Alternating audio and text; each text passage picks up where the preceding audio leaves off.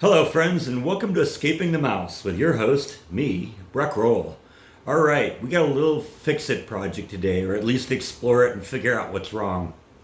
You may recall that a few weeks ago I built some shelves in the cat's room so that Nibble could feel a little bit more at home in this place.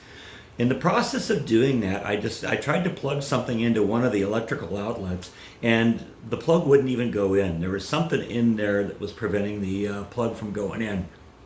So today we're going to tear that apart and try and see if we can figure out what's going on in there. So, that's what it's going to be. It's going to be a little fix-it job today. Come along, won't you? So since we're doing things the safe way these days, I need to shut off the power for the outlets that I'm going to be working on. And it turns out all the stuff up in that room is on breaker 10. So breaker 10 is off. We have no power up there now, because safety first. So this here is the outlet in question, and what I like I said, a few days ago when I was working on the cat shelves, and I tried plugging something in there and it just wouldn't go into the outlet, into either of them. So there's clearly something wrong on there. I don't know if you can see it, but there's clearly something in there. It looks like it's plastic. So you know what? I bet you I know what happened here.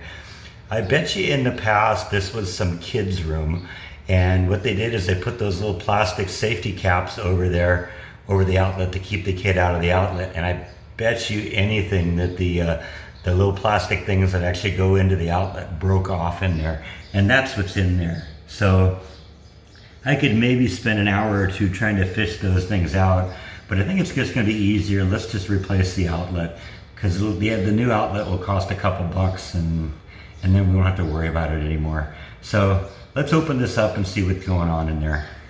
All right, so first thing we're going to do is just take the faceplate off of this. And then we're going to actually remove the outlet from the wall.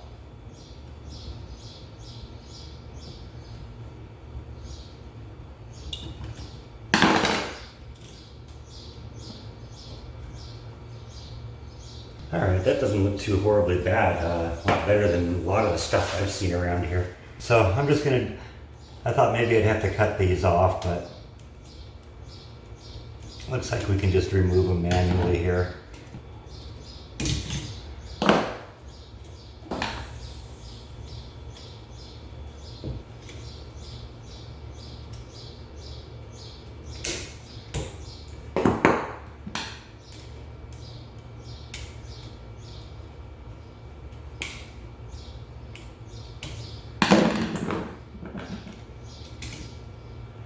So you can clearly see that there's something stuck in each of those outlets here. You ought to be able to get in there. And so I'm more certain than ever that if somebody put one of those plastic caps, child safety caps on there to keep a kid out of there, and then they broke it off rather than pulling it out.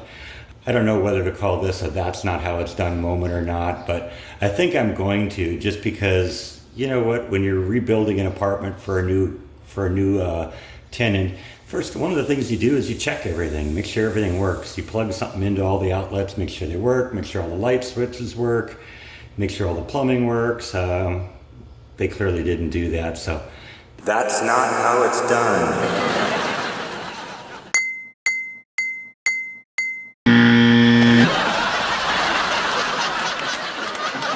So off to Home Depot to get another one of these. These things are cheap. They're like probably less than $2. So let's go.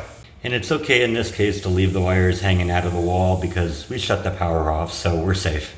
Now, one of the things you want to consider when it comes to replacing a receptacle like this is you need to consider the amount of amperage that it can hold. I don't know if you can see it in here, but the little fine printing on the back of this tells you what this particular receptacle is rated at. And this one's rated at 15 amps. So that's pretty typical for a home outlet, and since the breaker on the whole line is 20 amps, 15 amps is going to be good enough for this. So just want to make sure we get the right one. Now, it doesn't hurt to buy the larger, higher rated receptacles, but you're going to pay more for that, and there's real no benefit to doing it. So, just get the right one. You also want to take note of the shape of the outlets, because they do different kinds of outlets these days. This is just the standard kind of oval shape outlet, so we're going to make sure to get one of those so it fits the old faceplate. Just for comparison, this is another outlet that has a different type of shape, so you have to keep that in mind when you're getting it to get the right one. But it looks like I got something else to deal with today. When I was out driving yesterday, I was getting a low pressure warning on that, but I sometimes get false alarms for it, so I didn't really take it that seriously. I did get out of the car after seeing it yesterday and went around kicking all the tires and didn't see it, but there's clearly a problem here. So I've gotten more than my share of experience changing tires on this car. I don't know what it is. Sometimes it's just jinxed. I must have picked up a nail though. That's the only explanation for this.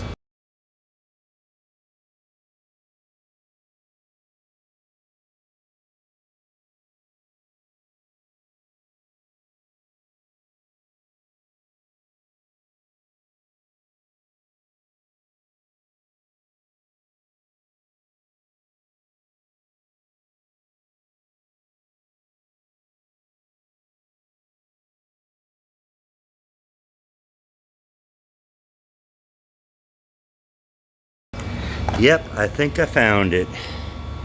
That is definitely a nail.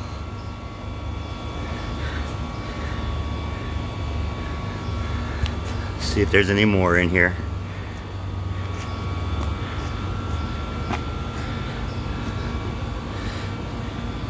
Yeah, just the one.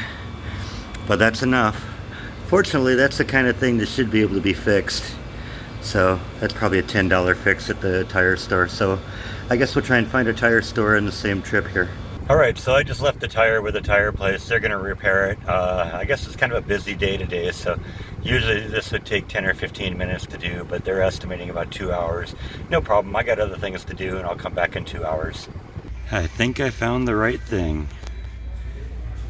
Wow, that's gonna set me back a lot. So I told you the other day that they were replacing the posts that hold up the carports. One of the things they also did when they were working on that was they blew all the debris that had accumulated on the carports off of it using like a pressure hose.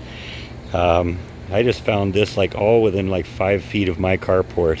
So I think I have no question where that nail came from. I think I'm gonna go bring these over to the landlord, let them know that they really should clean up after themselves a little bit. So we got 3 wires coming out of the wall here, a green one, a white one, and a black one. And if you look on the receptacle I basically have 6 screws, but these 2 screws here are connected to each other, and these 2 screws are connected to each other. So basically you can connect to either one of these. Basically what they do is, so if you want to like branch off of this, you can have the wire go to one and then have another wire come off the second one and go to another location. I don't really need to do that. One of the other things you can do is you can actually see there's a very thin piece of metal connecting everything there in the middle. If you break that piece of metal there, and you can just grab that with a needle nose plier and break it off, then what you can actually do is have the outlets controlled by different things. So you can have this one, for instance, plugged live to the live wire, and maybe this one hooked to a light switch. So that's kind of a neat thing about that, but we're not going to do any of that with this, so we're just going to leave these all connected the way they are. So the rule of thumb is that the silver screw is for the white wire, the gold screw is for the black wire, and then you got this green one here, which is the ground, and that's for the ground wire. So that's what we're gonna do, is we're gonna connect them up that way. So first thing I usually like to do is put a little bit of a curve into the wire, get a loop into the wire so it'll go around the screw real nice. So I've got the silver screw here. It doesn't matter which one I use. I can use this one or this one. I'm just gonna use the top one just because that's what's here. Kind of use the needle nose pliers to kind of crimp the wire down around it.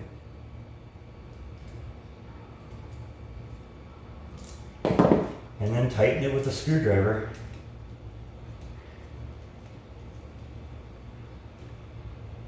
That's one. You do the same thing with the black wire onto the gold screw.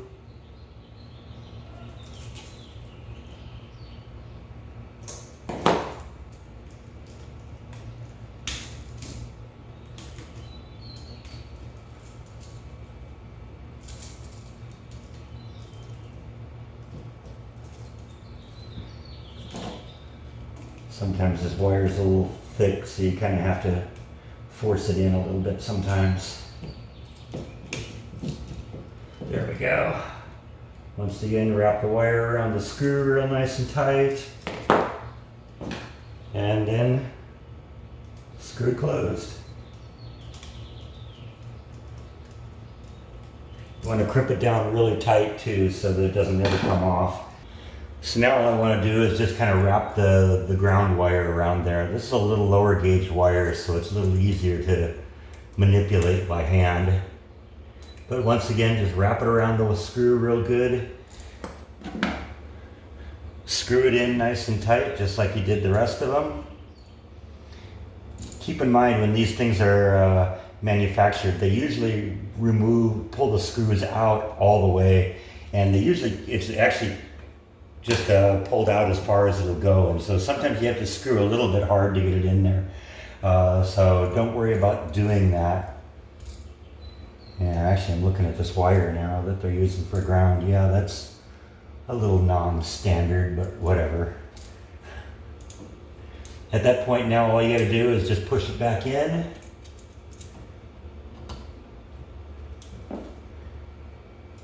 Reconnect, screw it onto the breakout box in there.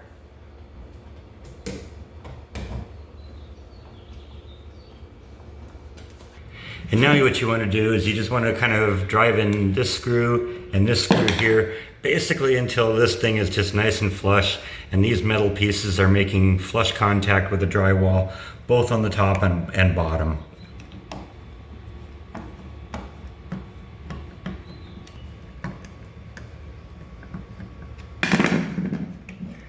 Kind of get it so it looks like it's sort of level in here. Do the same thing up here, just make sure it's nice and tight, snug, so it doesn't move here when you shake it. And all you gotta do is put the faceplate back on.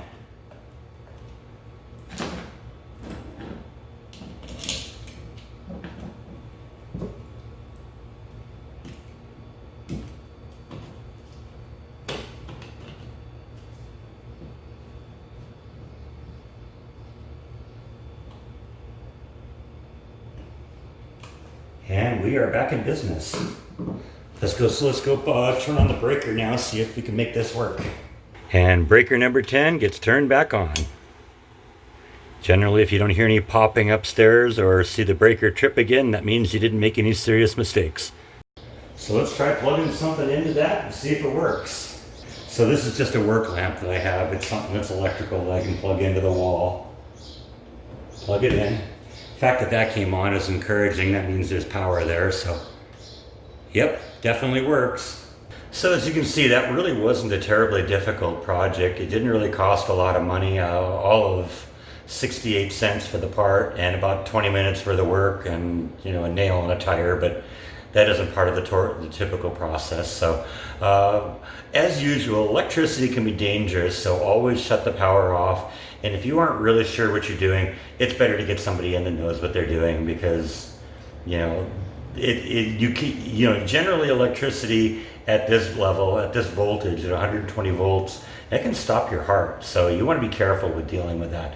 But other than that, it is a fairly simple project. Electricity is, at least at its basic levels, is pretty simple to do. So, decide whether you feel comfortable doing this kind of thing on your own. And if not, seek a professional.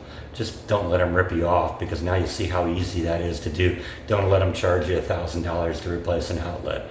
So that's all I really have for today. Thank you as always for watching, and I will see you next time on Escaping the Mouse. Good night.